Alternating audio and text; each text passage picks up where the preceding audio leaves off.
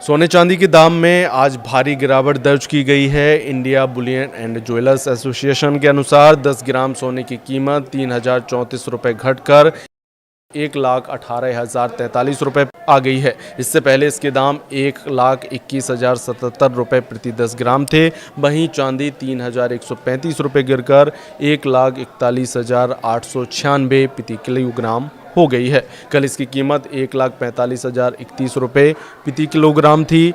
IBGA की सोने की कीमतों में 3% GST, मेकिंग चार्ज और ज्वेलर्स मार्जिन शामिल नहीं होता, इसलिए शहरों के रेट्स इससे अलग होते हैं। इन रेट्स का इस्तेमाल RBI सोवरेन गोल्ड बॉन्ड के रेट तय करने के लिए करता है।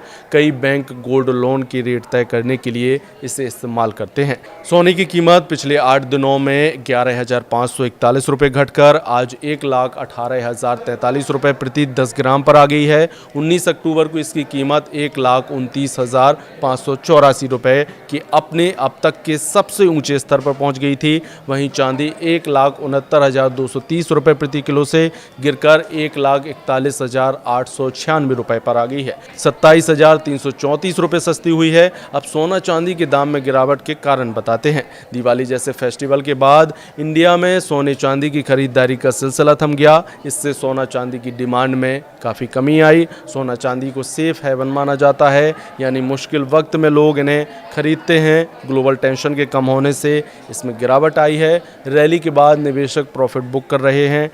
टेक्निकल इंडिकेटर्स जैसे रिलेटिव स्ट्रेंथ इंडेक्स दिखा रहे थे कि कीमतें ओवरबॉट जोन में पहुंच चुकी थीं, इसलिए ट्रेड फॉलोअर्स और डीलर्स ने बिकवाली शुरू कर दी है। लेकिन सवाल तो ये है कि क्या अभी सोने के दाम और गिरेंगे या नहीं। कई एक्सपर्ट दावा कर रहे हैं कि आने वाले समय में सोने और चांदी के दाम और गिरेंगे। इस साल अब तक सोने की कीमत 41,881 रुपये बढ़ी है। 31 दिसंबर 2024 को 10 ग्राम 24 कैरेट सोना 76,162 रुपये का था, जो अब 1,18,043 रुपये हो गया है।